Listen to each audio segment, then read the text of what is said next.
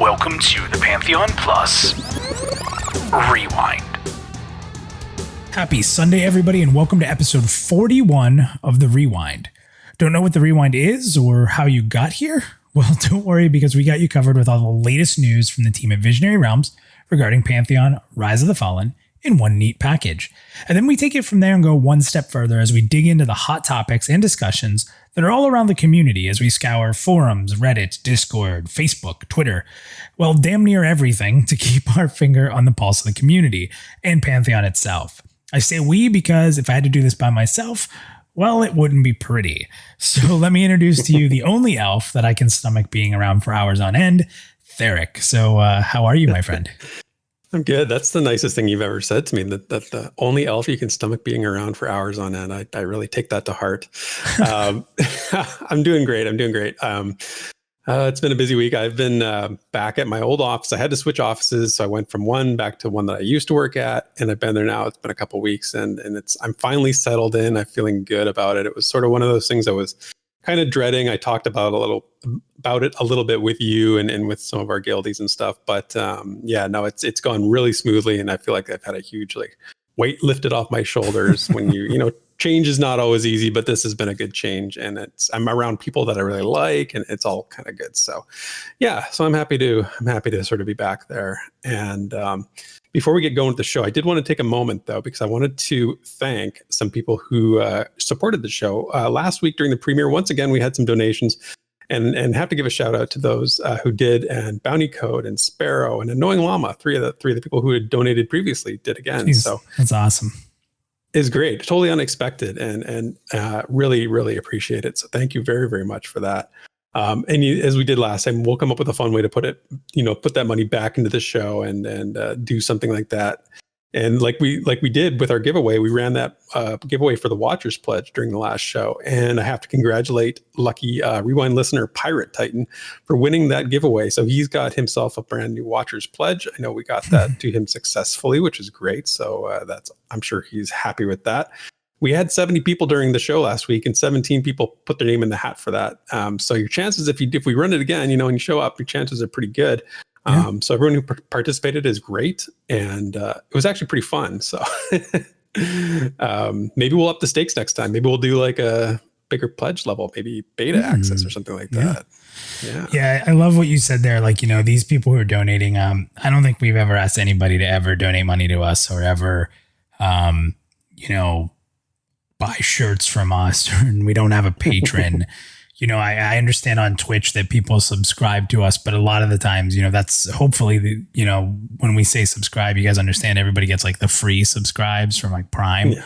So I hope you guys never thought it was us saying subscribe and give us a bunch of money, because it's never really what it's been. I just know a lot of people have those free subscribes out there, but we appreciate it. I mean, it's a lot of work, but we're not sitting here crying where there's no pity, right? We just really appreciate people who are willing to help us out, because it's a lot. There's a lot of stuff we do. It's not always fun, but at the end of the day, it is. The work to get there isn't fun, but the end goal is always fun. I guess I should put it that way.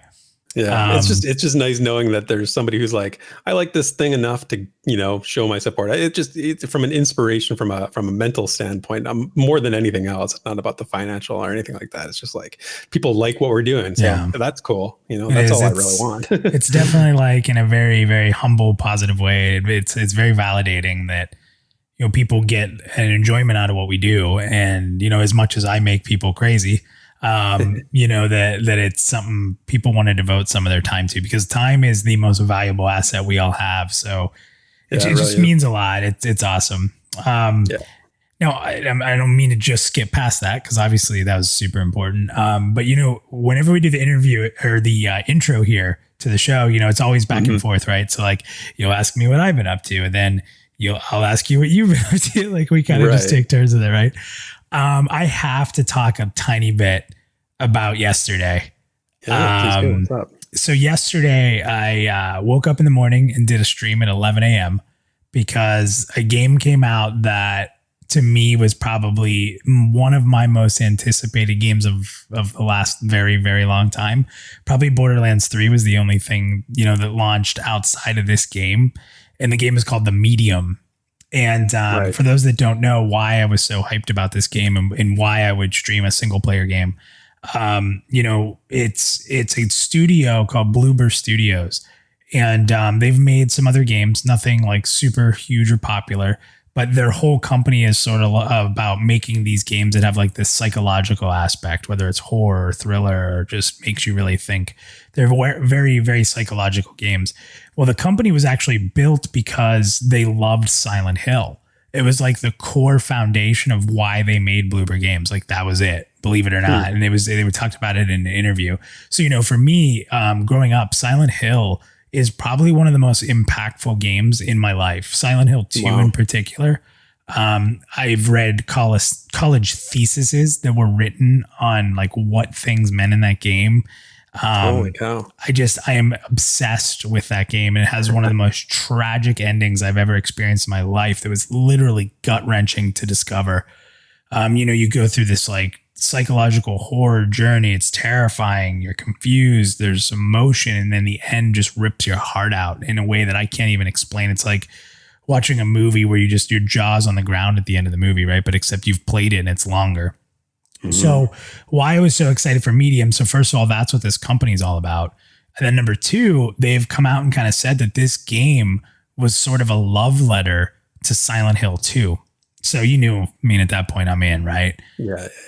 And I got to tell you, man, like I played it and we had there was a few, last I checked, there's probably about 300 or so views on each of the two streams that I did. So there were a lot of people like who showed up to check it out, even if it was maybe after. I think for the first stream, we had like 140 different unique users show up for the first to play session that I did in the morning. So anyway, long story long, I enjoyed this game so much. It's so exciting because it delivered. Like any survival horror game, they usually aren't super long, right? You're telling a story. You're not going to drag it on for gameplay reasons. So we ended up beating it last night at about 11 o'clock at night. So I'd played it for about 8 hours live on stream yesterday, and unbelievable, dude. Just totally lived up to your expectations, right? Oh my God. And it touched on hard and heavy topics. This game did not shy away. And that's really that love letter to Silent Hill 2. Silent Hill 2 is a dark game. It is a dark, dark game. And without spoiling anything, I mean, you had an old man murdering a child brutally. It was just a stepfather, abusive step. I mean, dude, it was Everything enthralling. You hoped it would be. It was just enthralling. And the end, just again, mind blowing. It's just an absolutely phenomenal game. I just want to give it a shout out because like it's not often that games deliver, and this one truly, truly did. So that's so awesome. I know that feeling. When you told me on Discord, I said, man, when a game lives up to it, like there's no feeling quite like it. And when you have such high expectations, and a game that's like a love letter to a game that you love is such a great thing. So that's awesome. It's such a hard bar to hit, right? Like we built our company on this game that you love. Now we're making the ultimate love letter to this game that's on such a pedestal, and it delivered.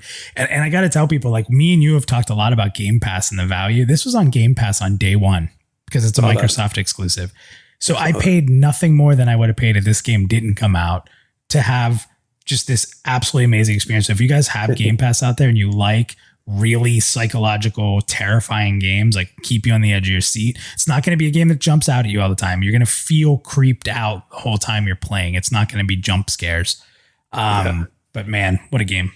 Speaking of which, jump scares, I saw your little Twitch highlight. Yeah, that was the truly only a jump scare if I've ever seen one. That was the only jump scare in the entire game, was that scene. And that was completely legit.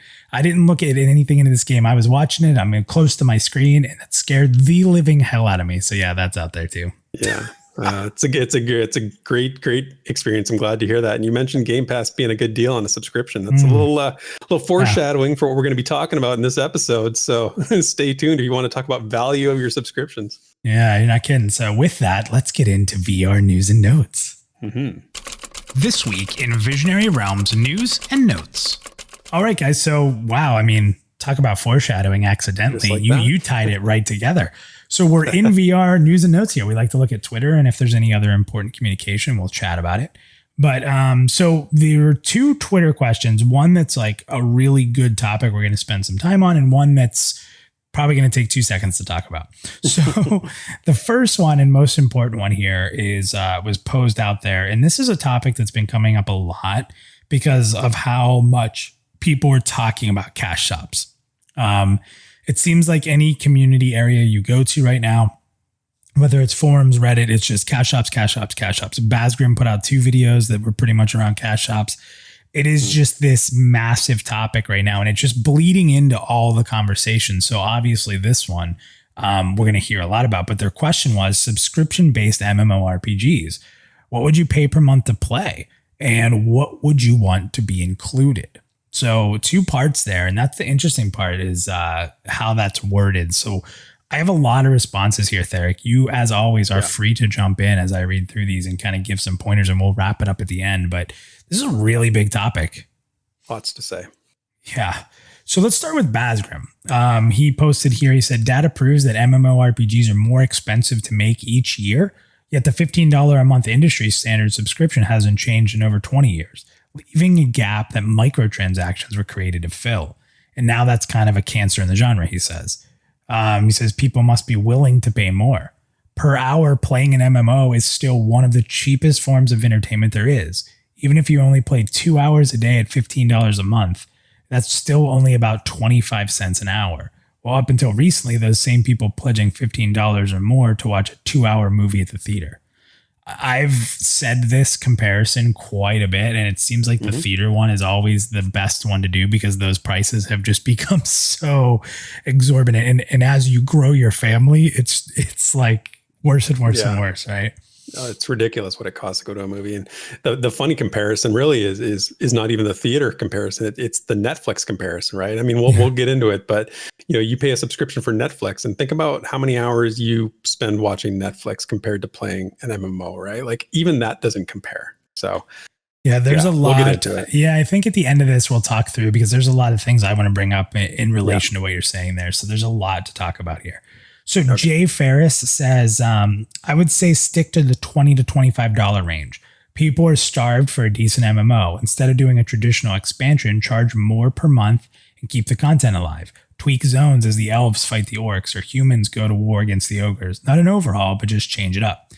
So that's the interesting part of this question as we read through some of these Twitter pieces is the question asked, if you're going to pay more, what do you expect? Right? Yeah. What's the trade-off? What's your, as a consumer, what do you think you should get out of that subscription cost? It's more than just having the game live, right? That's not, you can't just, that can't be the baseline, right? It's got to be more than that. Which is interesting because what Basgrim said right before that is that it should just be more because of inflation and cost. So, so really and again, we're going to talk a ton on our own opinions here, but it should be more. But yet to make it more, people want more. So it's like counterproductive. It's kind of interesting. Yeah. But again, that is the question. So that's why people are giving kind of that secondary answer. So Wizen said, I would want to pay about $20 and have a player type portal that lets everyone see their characters, like an online or an app or something like that, as well as a chat app for your phone that lets you chat with guildies and channels and sort your bank. Bank sorting is perfect phone mini mobile game. He says maybe $22 to $23 with all those features and no pay to win. So there's always that caveat, right? Yeah, we've talked about that before, having some sort of integration with, mobile experience, not, just something to do with your character like he's talking about there. I think we've talked about that and think it's a good idea. Yeah. And it's, I think we even brought that up with Jop on the first interview. Is like, hey, think about I think that's one of the gaps we've talked about, right? Like in MMORPGs, you had to log in to see what was going on back in the day, but now you're so mobile, you don't have time to just log in just to see what's going on. You only log in to play.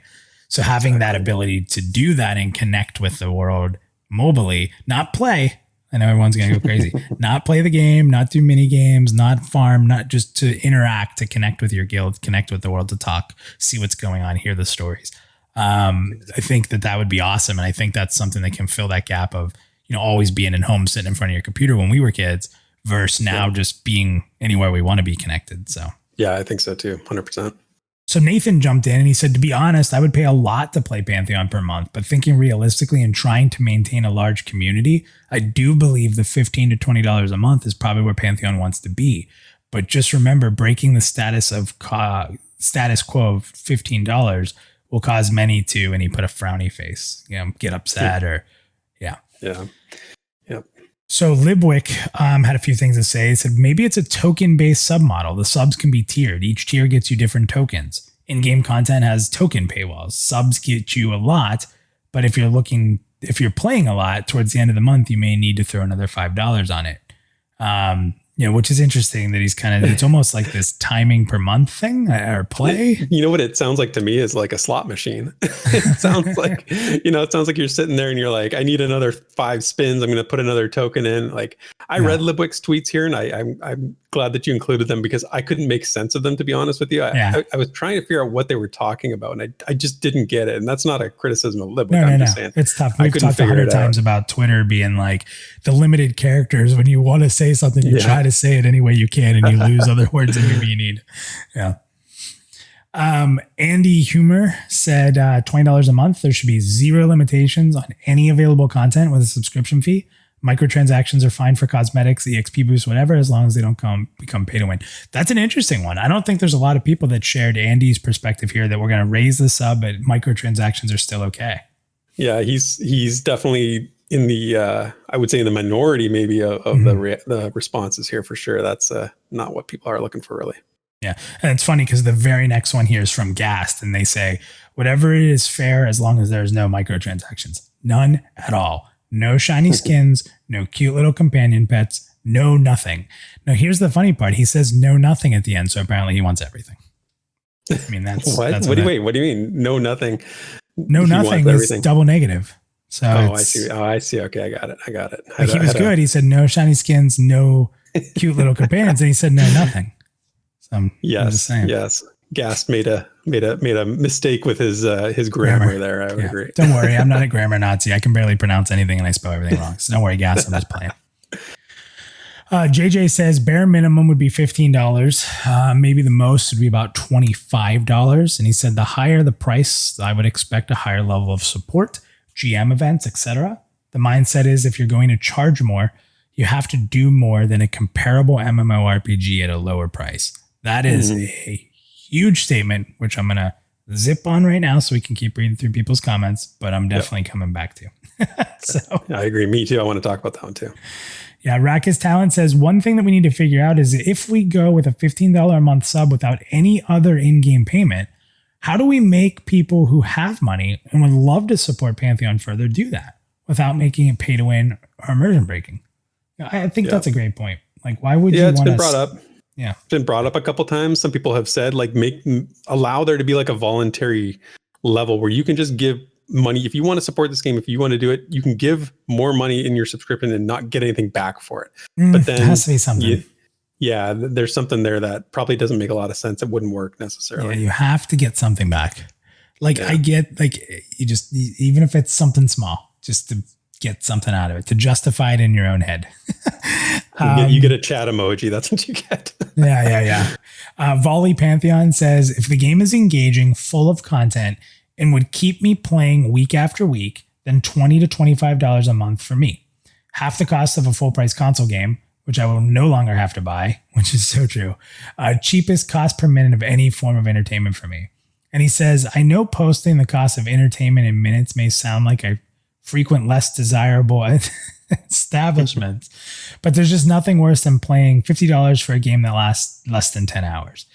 So he has a lot of great points there. We got back into that money per minute thing, which is very good. But I will totally disagree that if a great game, like I didn't buy Medium because it just so happened to be part of the Game Pass. I probably would have bought it anyway. If it was a $60 game, I would have bought it. I'm just saying and it was 8 hours and I enjoyed every little bit of that. And I'm happy it wasn't more because it was what it needed to be to me. So the value per hour thing, it doesn't compare with single player games. Like they're just such a different animal, right? Like I've played great 10-hour games that I paid full price for $40, $50, $60, right? And I've been totally satisfied.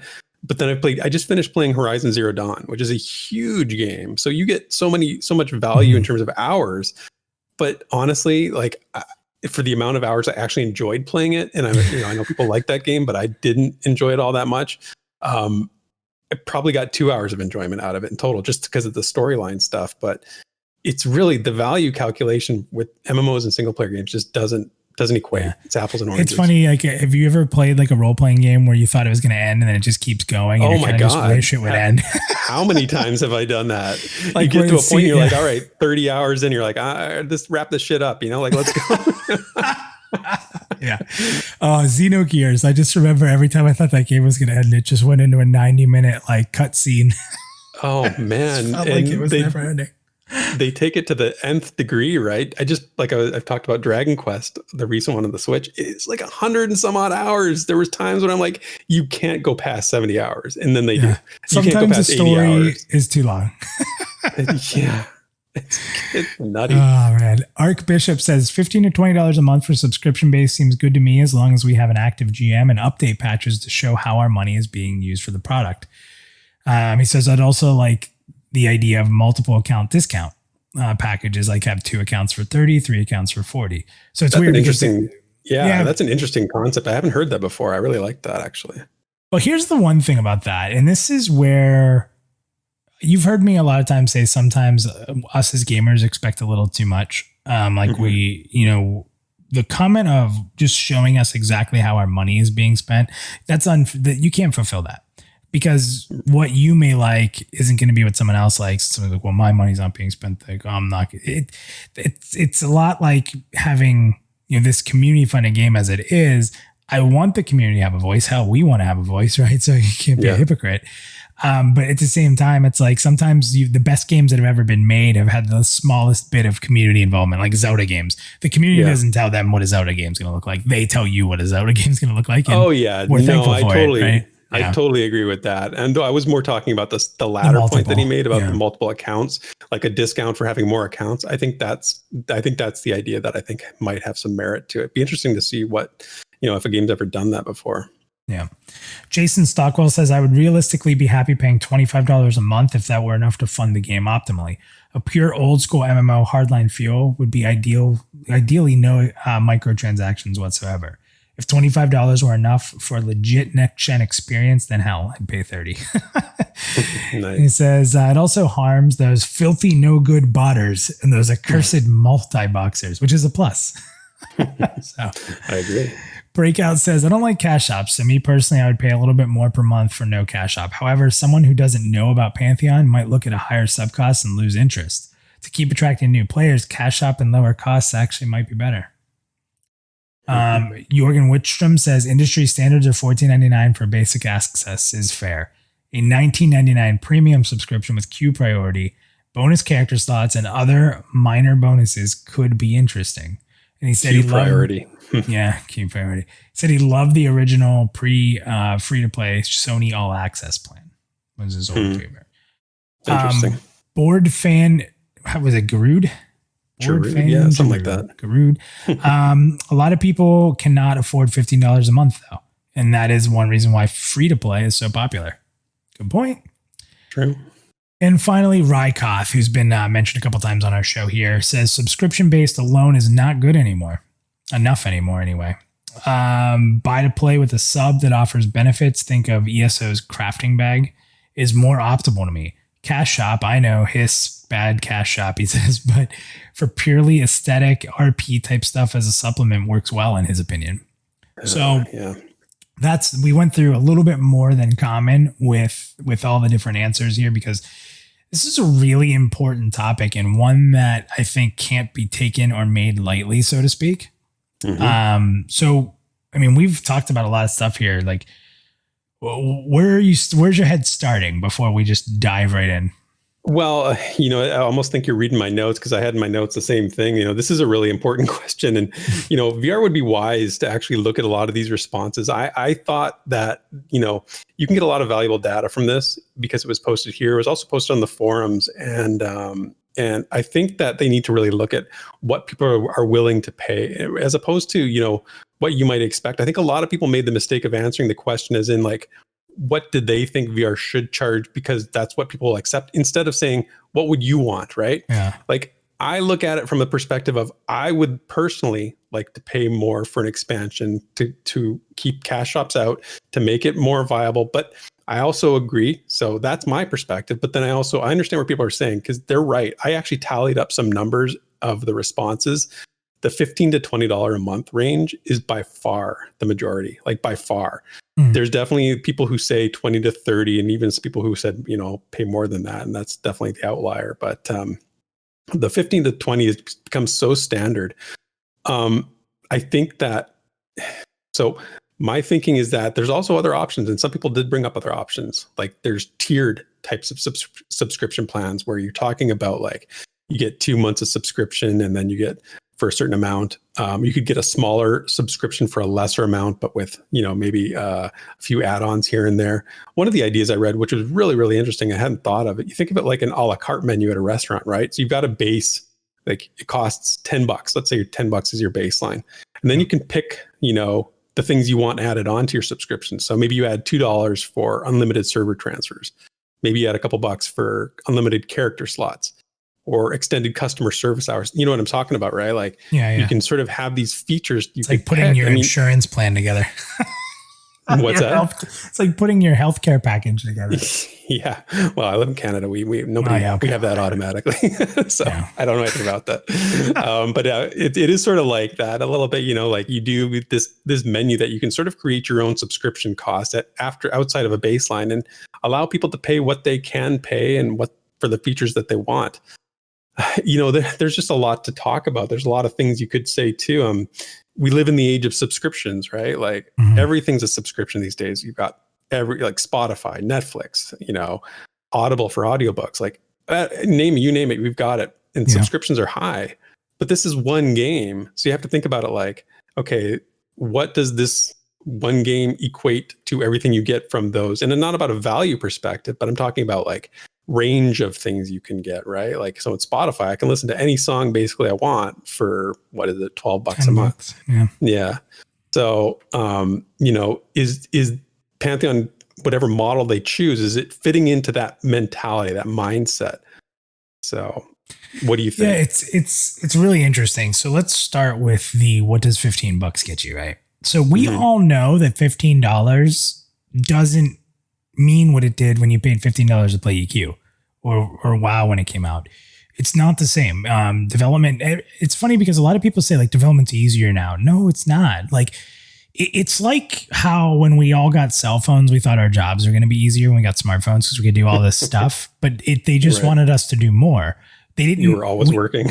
Yeah. You don't, when technology advances, you don't make the same product you used to make when you were limited without having it.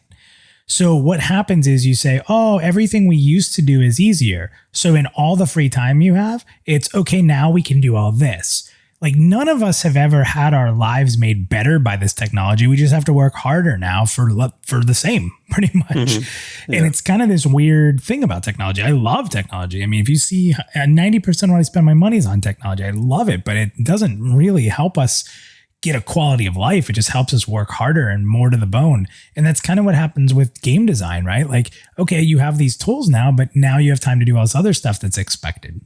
So like when we talk about the $15 a month, we know that logically it's crazy that we're paying the same to play MMOs right now that we paid in 1999. There's nothing else you can find that evens that out. Nothing. Yeah. Games cost more, internet costs more, everything costs more. Yeah. Now, the interesting part of this though is that if the question was, as you said, would I pay more? It's not a fair comment. I mean, it's not fair for me to say, of course I'd pay more. I paid $1,000 to just donate to these people because I believe in them and have a chance every once in a while to maybe test, right? Yeah. So obviously I'm not the person to ask. And the problem that I have is that people who are following Pantheon on Twitter right now or participate in Twitter posts or forums or Discord, we are the most hardcore fans of this game, or maybe just the most hardcore MMO fans. And it's a pretty small bunch. So yeah, I totally believe, I think everyone's being very honest when they say they'd pay more, but someone also said that it's going to chase away discoverers. You know, when new discoverers have all these free to play MMOs to go play.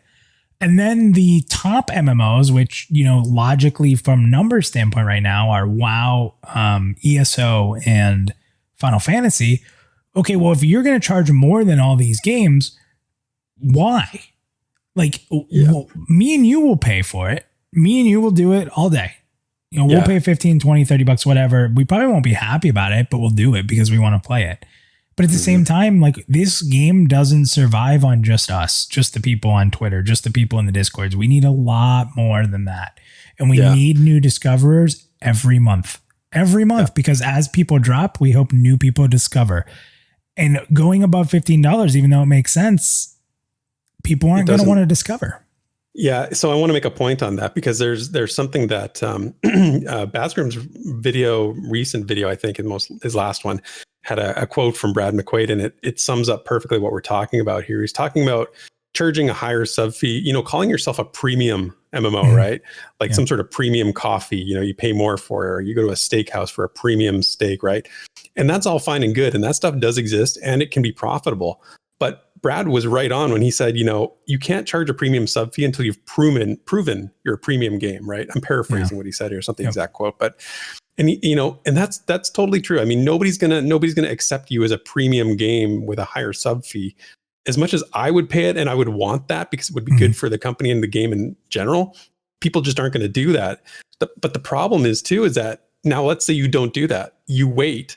And then you get into the trap. Like, let's say later on, you do prove you're a premium game. Everybody's talking about Pantheon. Everybody loves it. Yeah. And then you want to raise your fees. Well, how's that going to go, right? Well, you saw what just happened with Microsoft, right? Microsoft was just about to raise up Xbox Live to not even that much more. And you still have Ultimate Game Pass, which is a great deal that gets it for you anyway. And people went up in arms. Microsoft had to come out within 24 hours of the news breaking that might be happening and get ahead of it and say, we're sorry, we're not doing it. Microsoft, who honestly could just ignore that noise and have zero effect, to be honest. But like the power of this small mob mentality. I mean, can you imagine if Pantheon came out and was 15 and then they raised it? End of the game. Well, end of the game. And that's what I think. There needs to be flexibility right from the start. There has to be a way to allow the people who want to pay more and support the game, like us. And there's people and not put up a wall for people who don't believe in it or are just like, I don't know what this is, I want to try it out. But it's kind of a pick your poison situation. And, going back to the Xbox Game Pass for a second, think about that for a second, right? It's $15 a month for every game under the sun, like not every game, obviously, but a really wide selection of brand new games. And and we're talking about Pantheon, one game, and you're asking somebody to pay a subscription cost for one game. I have an idea. I just came up with something crazy. It just hit me, like literally talking. Okay. So everyone hates Cash Shop, right? But what if there was a cash shop, but the only way to get anything from the cash shop was to earn it through your sub level and your months played? So you can't just throw your credit card at it. But if I'm paying the $15 a month, I get X amount of tokens in that store that I can spend. But if I pay the $20 a month, I get more of the tokens that I can play. I can pay $30 and get more, but it has to come from my monthly sub. And I only get it once a month. I get added into my currency or whatever. Then that shop is there as a loyalty shop instead of a cash shop. It's a loyalty to your subscription, whatever you wanted to pay. Those items would always be updated. There'll be things that are taken off and put on. So it's exciting. You can save up, you can spend. But the only way to get it is through an active subscription that you can adjust, but not just throwing your credit card at it, which would also mean that there's a max level subscription. So you don't have whales spending thousands of dollars. You can only have a $15 to a $40 subscription. And you could be anywhere in there earning those tokens for this loyalty shop. So you take away cash shop and you make it a loyalty shop. ESO does that. That's basically what ESO does with their subscription, right? Every month. So I didn't come up with anything fun. Well, ESO is the worst offender in a lot of ways because they triple dip on this, right? Okay. So, I mean, it's a buy to play game, right? You still have to pay for ESO and the expansions. They also have a cash shop where you can buy things just independently, but they also have a subscription where you can have that too. So you can have all three, right? It's like, that's one of the things that bugs me about ESO is that I feel like they try to find a way to triple dip here. And if you have a subscription, you get monthly tokens or money for the Crown store in ESO. I hear what you're saying, and I wouldn't mind it necessarily as long as that was the only way to access the cash shop. Because if you add an independent route to buy things from the cash shop, it completely subverts it, right? Like it wouldn't. Yeah, be, but that could be a way to, what I've always talked about is that we talked about this last week. Removal is not how you make something successful. Evolution is. So how do we evolve the cash shop? It's a needed thing. A lot of people even said that, like it's kind of needed. So, okay, well, it sucks how it is now. I agree with everybody on that. So how do we evolve it? If it becomes from a cash shop to a loyalty shop, but you get to decide how much loyalty you want to have, it's awesome. Yeah. I think that could work. I think if it got Pantheon to a place of financial viability where it could, long-term success was sort of like, I think there's value in just evolving it just in general too, because you give other people ideas on how to do this, right? If you can be sort of the innovator, I guess there is value there too. Yeah. So I hear what you're saying. One of the other advantages I had an idea about this was that, with Pantheon's submodel, because the game that's being designed to take a long time to level, right? For the average player, the longer you keep people playing, the more money you get out of them, right? Like it's a decent, the submodel works for this kind of a game. We haven't had this kind of a game in so long because players are just so much better though. Players are so much better. And you don't want them to make it like impossible so that you have to keep playing. You just want to make it hard, right? No, so you don't want to make it a grind. I get what you're saying. Like you don't want to grind just to keep people on a subscription month to month. But on the other hand, it is going to be a game that takes longer to get to the end goal, right? The end goal is not the goal. It's the journey along the way. So, people are going to be playing this game in a much different way than I think the recent business models have supported. I think the subscription model supports the type of game Pantheon is, I guess, is what I'm trying to get at there. You know what else is interesting?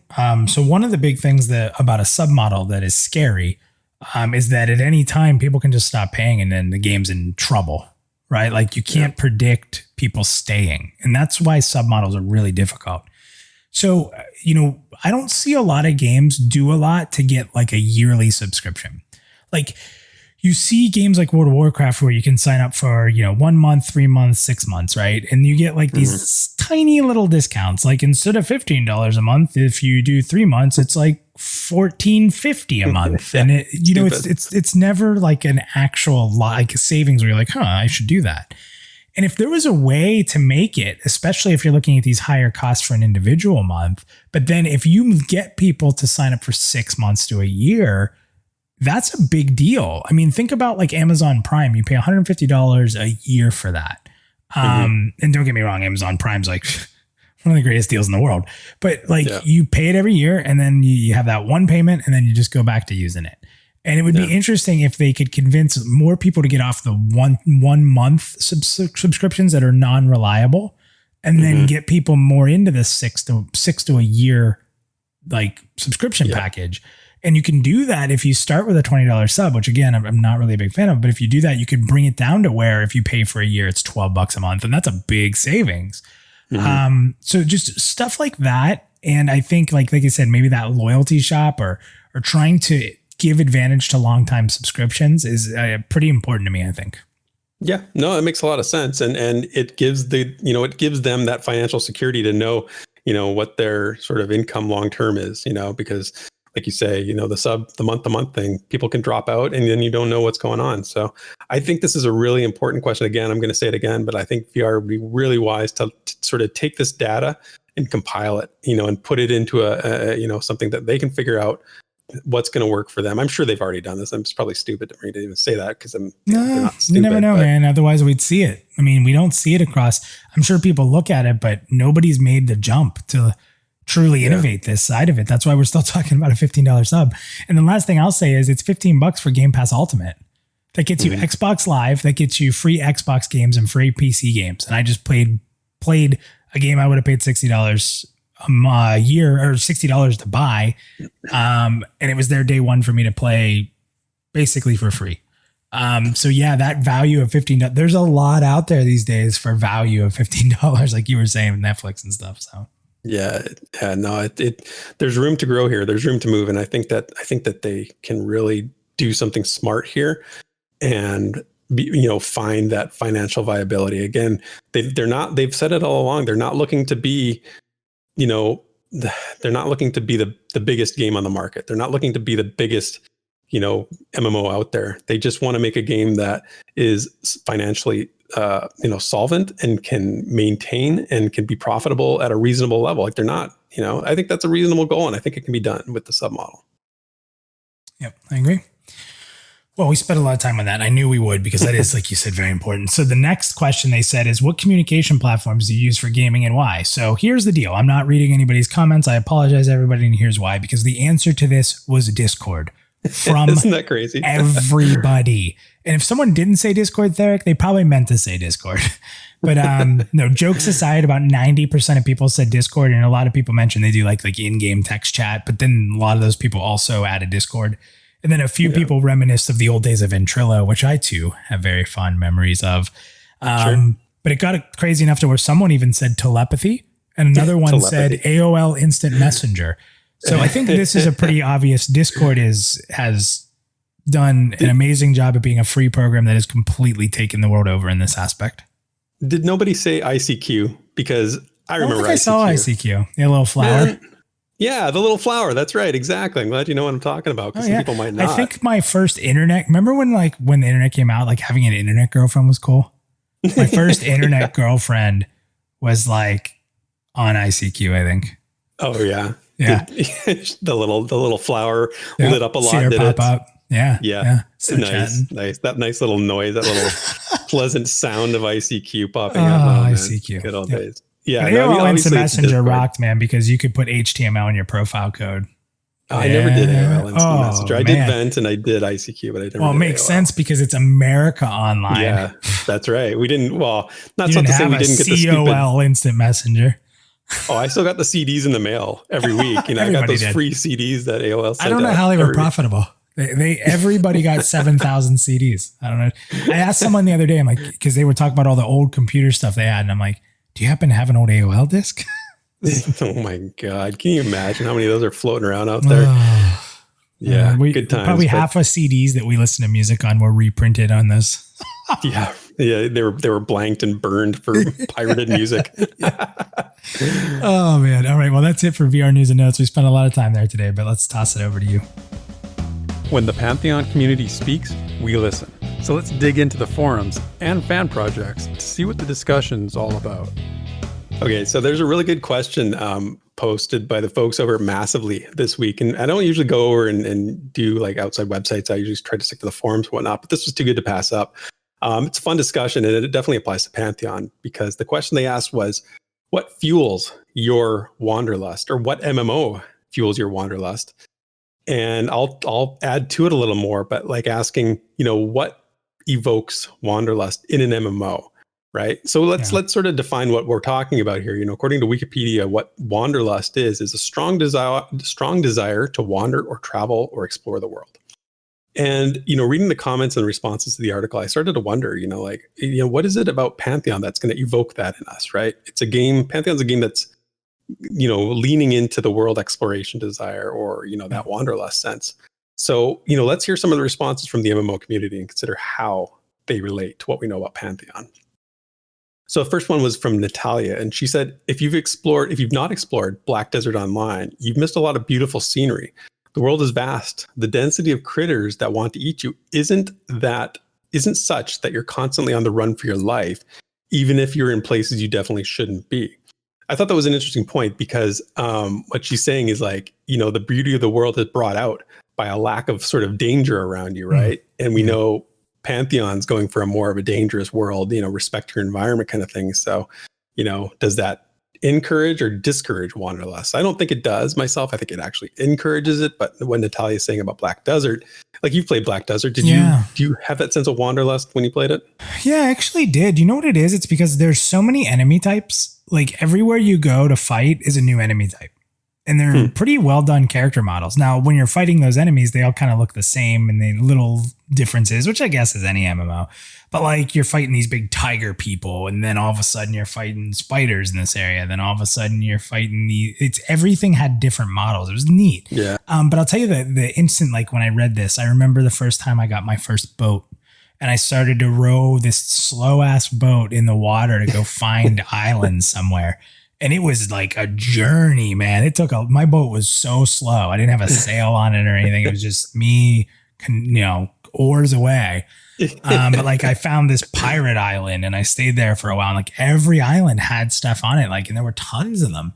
So That's what I'm talking about. It was a really cool, I gotta be honest, like Black Desert gets crapped on a lot and I understand why, but man, there's some very beautiful things. I agree with that. That's a great bring up by them. Mm-hmm. Yeah, that's cool. Yeah, I'm glad to hear you say that. That your example is perfect. What I'm talking about, that boat thing. I get that in Witcher 3 when I play the Witcher 3, and you can sail around in your little boat and find cool places. But very cool.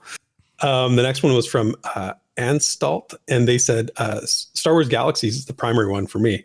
Not only did I have the natural desire to explore based on my existing love of the IP, but the points of interest system gave me plenty of interesting destinations to visit. So with Pantheon, one of the things we've talked about is it doesn't have an established IP, right? It doesn't have map, or it's not going to have a map with points of interest. And so how does that affect Wanderlust? More or less? So kind of an interesting thought experiment. Yeah, there. that's my biggest fear. If you ask me, my honest truth is that just games that don't have an IP have not done well in the in North America.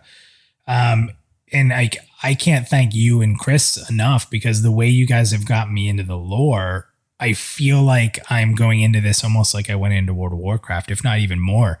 Like I feel like I know more about Pantheon right now than I did even about the Warcraft world going into World of Warcraft. Now playing World of Warcraft for 14 years, I obviously know a lot about it now, but it's interesting. It's a very tough challenge. That's why the top 3 games are existing IPs. Yeah, it's funny. I've got an article that we've talked about this before, and I've got an article that's been half written for quite a few months about looking at the established IP games and saying, can you make a successful MMO without an established IP game, without an established IP, blah. Can you do it? Can it be done? And I think it can. I mean, and I think that I'm going to write an article one of these days. I'm going to finish that article and prove that it can be done, because I feel like it's a challenge, but it's definitely interesting.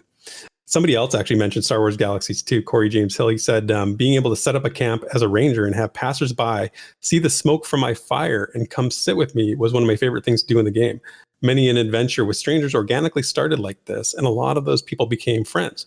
No game has offered me that kind of experience since, and because of that, I never found another true MMO home. So what he's saying is his wanderlust was fueled by the remoteness of a location that brought other like-minded wanderers to him. I really like that idea. I think it's cool. As much as I hate Star Wars, that sounds awesome. I know. Me too. I'm a Star Trek guy for sure. Doug from the Earth said, the game that really made me want to just explore, even if it was away from the game's story and content, was ESO. They've done a great job rewarding those who explore off the beaten path.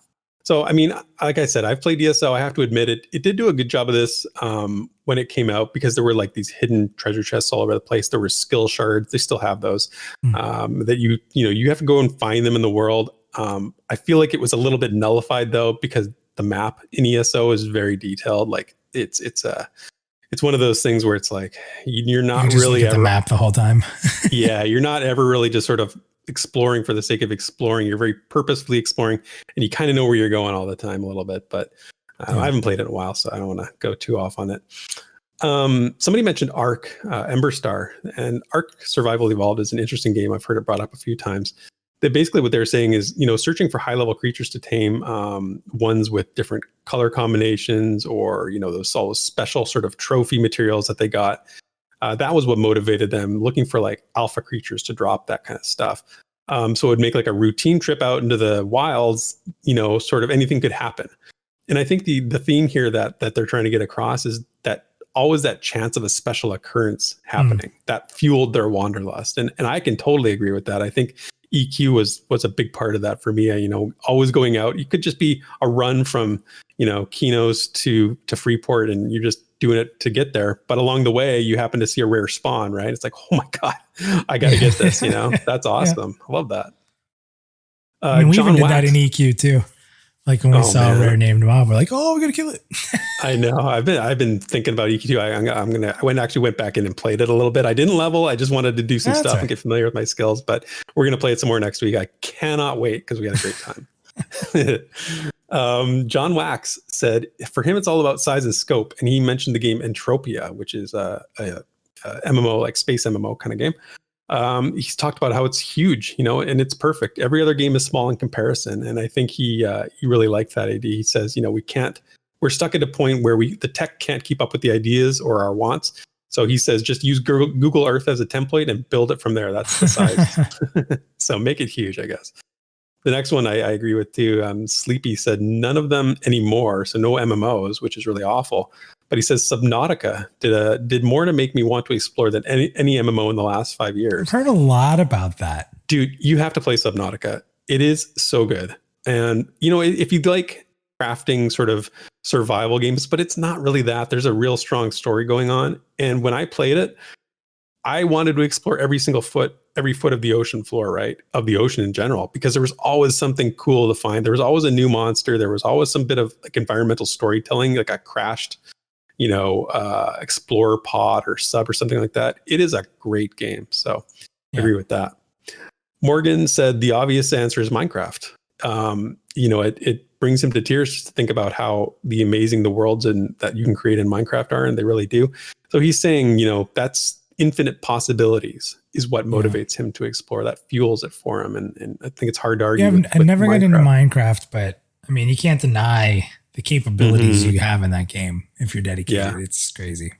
Yeah, I never got into it either, but one of my kids loves it. He's been playing it for a long time, and I know a lot of people feel the same way. It's just the infinite possibilities. That's what's enticing about it. The last one then is Sexuality, and they said Fallen Earth is the absolute best for this. The vagueness of the map, the openness of the world, just asking to be explored. There was always something interesting to find. Exploration is one of the reasons I play MMOs, and one of the reasons I usually approach endgame so slowly. I always want to know what's on the other side of the hill, and I always want to be there, to see something I haven't seen yet. And actually, a few other people mentioned Fallen Earth too. And we've talked about how MMOs make the end game the goal these days. Some of them do. It's sort of negating the journey. And it's like Wanderlust has kind of been designed out of the experience, right? It's like, we don't want you to do that wandering anymore. Just beeline it to the end goal. That's when you get to start having fun. And it's like, I can't wander. It doesn't fit into the game anymore. So I really like this topic. It makes me, just makes me happy to talk about it. And I think that, when we told that story about your PA adventure, and it was just, you telling the story, that really spoke to me and hit my Wanderlust sort of buttons, right? So I think that's what's going on here. And what do you think about some of this? Is that speaking to you as well? Yeah, for sure, man. You said what about Pantheon? How is that being fueled? The lore has been pretty good for that for me, honestly. Mm-hmm. Pantheon does something interesting with the base component of its lore, where you have all these races that had to come here for some reason, and we don't know any of them. Yeah. So you have all these baked in things that we can discover for years and years to come more about, which is kind of cool, right? I love exploring, man. I love just seeing a new landscape. I talk often about World of Warcraft, where people talk about that they didn't like the graphics, but then at the same time, they're colorful and bright colors, and some people call it cartoony. I disagree with that. But then it gives you this possibility to go into this dark lava, steam everywhere. Then you come around a corner to go into a new area, and all of a sudden you're in a swamp with these beautiful colored flowers and this purple atmosphere. And it's just, WoW did a great job of, when you discovered a new area, you'd be like, wow, look at this. You felt it. Is that, well, we've talked about it before, right? There's people who play gaming to be close to reality, but then I play gaming for fantasy. So to me, it's not about the realism of graphics. It's about exploring this fantasy world. And as long as the world has that style that feels like it's the same, that we talked about it before, right? That it feels like it should be there in the game. I think that's how we sort of try to define immersion at one point. It can't feel like it shouldn't be there, but to see these vast ecosystems and areas and just wow, we haven't seen this before. That to me is really exciting in an MMO. And there's a few that do it really well. Yeah, I agree. Great. Yeah, no, that's totally true. And then some of the people mentioned them. So good stuff. So we'll finish up the community discussion with introduction. We haven't had one in a little while, so it's nice to see another one. I'm not going to say their name because it's just weird letters. So it's just AWRY3. Said MMOs are the best. Played on Agnar and Lannis. So I think those are EverQuest servers that they're talking about. Glad to be part of the creation of a new MMO as a backer. I've also played Dark Age of Camelot and WoW and many, many others. So welcome to the community, my friend. And that's it for this week's community discussions. Let's talk content creator updates and new additions to Pantheon.Plus. Awesome. So last week we didn't cover the Pantheon.Plus updates, but I just wanted to go over a couple quick things that have happened, share some love out there to the content creators. It's why Pantheon.Plus exists. So let's start with Basgrim this week, as he put out two videos. You sort of mentioned it earlier over the last week and a half that were both sort of around the controversial topic being brought up on the Co-Carnage stream regarding cash shops. So in the first video, he titled it, "Will Pantheon Have a Cash Shop?" He kind of discusses the concerns he shares with the community on a cash shop and further digs in to clarify some of the statements made with some direct quotes from VR. As always, Basgrim did a great job on this one, and he delivered some important facts, but he also, was there to give his opinion about how he feels they really damage MMORPGs, especially when they're done incorrectly. He didn't stop there, however. He would make a video more so dedicated to specifically cosmetic items from the cash shop and how it could hurt the game's overall item identity, something Pantheon has always held as a very important thing. So check out both of those videos for up-to-date information on both of these rather debated topics. I will tell you too, that last video, the cosmetic one, I will be making another transmog video soon. Just to clarify, I just want to try to clarify and give people an understanding of what transmog is, because there's a lot of people that mix up cosmetic, cash shop, and transmog, and those are different things. But I liked it when you responded to Basgrim's tweet about his video and you said, "Yeah, I'm making a follow up." He's like, "I saw that coming." Yeah. He's like, "That's why." He goes, "That's why I didn't use the word transmog." Right. Yeah, it's pretty funny. So moving on to our next content creator, Nathan Napalm. He put out an amazing parody video for the song "Mama I'm Coming Home," originally by Ozzy. He pulls out the metal hair wig and MMOs I'm Coming Home. Don't miss this one. I laughed my ass off watching this one. So that was good. It was so funny. Good. I love it. I wish I had more time to make more of those. I have a blast with that. Yeah. Now, finally, keeping on topic of Nathan Napalm, but also adding in Pantheon Plus to this, we have a partnership, so to speak, that's going to bring you more weekly MMORPG streaming content, as well as some content videos that will accompany our newest series, MMORPG Classes 101. So first, you can join us live on Tuesday nights at 9 o'clock Eastern time for a 2-hour play session, roughly, of whatever game we're doing our quote-unquote study sessions for. Study sessions. Yeah, we started with Guild Wars 2 because, why not? And we weren't really enjoying it. And we only did that game for 2 weeks because of that. But so now we moved on. We're on EQ2. And I think we'll probably be playing this one a bit longer because we're really enjoying it. So we'll get a lot of playtime in before we make our wrap-up videos. But I just personally, I want to give you guys a huge shout out to like all the creators involved in this, because the videos that came out were awesome. Like I really enjoyed all of them. And, while we all followed the same format, they were all unique to each person in the presentation and how they viewed their class, what was most important to them, just the overall style. I just thought that you guys did an amazing job. You Nathan, Drac, like it was just so cool to see all of our ideas sorted together, but then with our own twists. I just think it's really fun, and I hope the community enjoys it as much as I did. It was a lot of fun to see come together. Yeah, it was kind of an experiment, right? Because we didn't know what it was going to look like. We didn't know how we were going to release them, like what the order was going to be. We didn't know. We knew our styles, but Drac had never made a video like this before, so this was new for him. And his even for you, this was quite different. Like this was a new topic. Yeah, it was a new type of content to produce. So I really enjoyed doing it. And your video, you always take the lead. You always do a great job and set the bar so high with your stuff. And then it was like, once I saw yours, I was like, okay, now I know how I gotta, what I gotta bring to the table here, because it was really good. And the comments, man, were so different. Like everybody had different comments on their videos, and I really enjoyed reading them and getting the feedback. So this is a great sort of project we're working on, and I'm very inspired to keep going with it. Yeah, it's a lot of fun. It's fun. It's challenging. What's next, right? So I did want to just give people a heads up because we saw a lot of comments. I just want to make sure to clarify. To all the people out there who haven't seen the videos, first you can find them on Pantheon.Plus as well as the Pantheon.Plus YouTube, where we'll have like a playlist on our YouTube that compiles all the video from us and Nathan. Nathan is also putting content out on his channel, and he's even chronicling some of our EQ2 time as well. I don't know if you saw that. It was awesome. I did, yeah. Totally awesome. Fun. Yeah. So it's great stuff, and it's just a way for us to really be Pantheon patient, But to those of you that watch, we've gotten a lot of comments saying things like, this is just your opinion, or, your standards aren't fair. Totally, 100%, you're right, because please understand that is the point of this series. We're going to play a vast array of MMORPGs this year. We're going to stick to our preferred classes and see if any game delivers on what's in our hearts, like for our favorite class, right? Like this is totally a passion piece. It's totally about what we think. I mean, we don't expect you to agree with exactly how we rate stuff. And we want you to tell us how you would rate it, especially in those games, right? It's just not supposed to be like an end of the line fact on what these classes do, but it's just rather digging around multiple MMORPGs of some self-imposed standards on what we think makes the class special to us. And then honestly, even discovering some things that we didn't know we would like, so just take it for what it is, right? just appreciate it. We're not calling ourselves as experts on these games or anything like that. We're just doing our own thing and sort of giving you a fun take on the class as we see it as somebody who plays that kind of class in a lot of games. Yeah. And again, we always encourage you, with whatever experience you've had in the classes we played, if you've played it a few weeks like we did, or if you played it for years, leave comments, like tell us what you thought.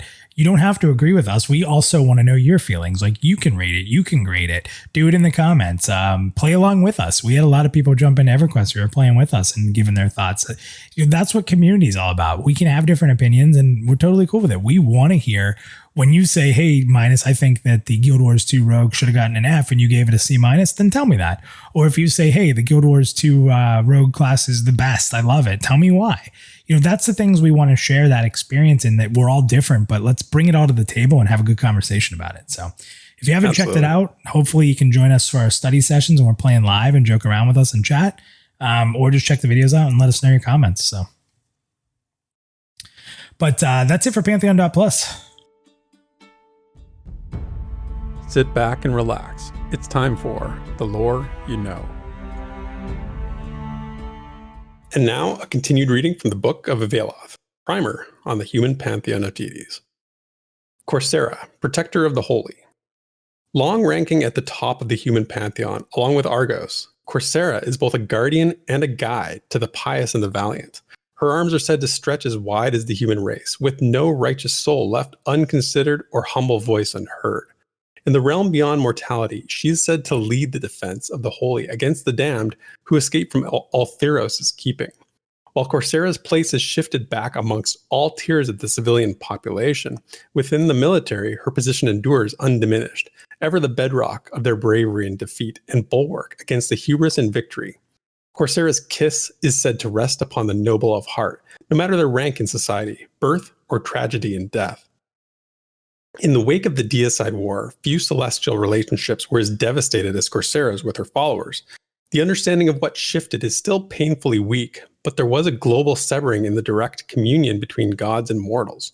Devout followers of the Protector of the Holy said they could hear her wailing over the entire continent in the quiet of the night for several years. The centuries of writings from Coursera's libraries survived, even while Havensong did not.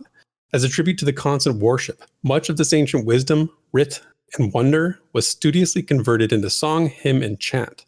The doors to her expansive halls are always open, and the sounds of vocal instrumentation never ceases, save during the Feast of Accounts, when only to the one speaker at a time is permitted. The high columns and golden statues seem to burn in the downpour of sunlight, which cascades through the walls of glass, mainly overlain with metallic scenes of past saints. And that's the lore you know. Awesome. Ending on another great lore note. Thank you, Theric. Another great show. Another fun time on the Pantheon+ Rewind. Thanks, everybody, for checking us out today. Remember, as always, this will be available on iTunes, Spotify, or any of your favorite podcast sites. Well, a lot of them anyway.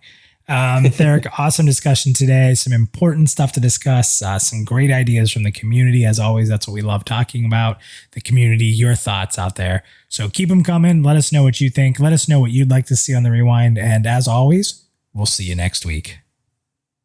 See you next time, everyone. Thank you for listening to this week's episode of the Pantheon+ Rewind. Be sure to follow Minus and all Pantheon+ related content on Twitter, Twitch, and YouTube under the name Pantheon+. Also, be sure to follow Theric at Pantheon Theric on Twitter. Keep up to date on all Pantheon Rise of the Fallen information on www.Pantheon.Plus, the definitive source for all media of Pantheon. Until next time.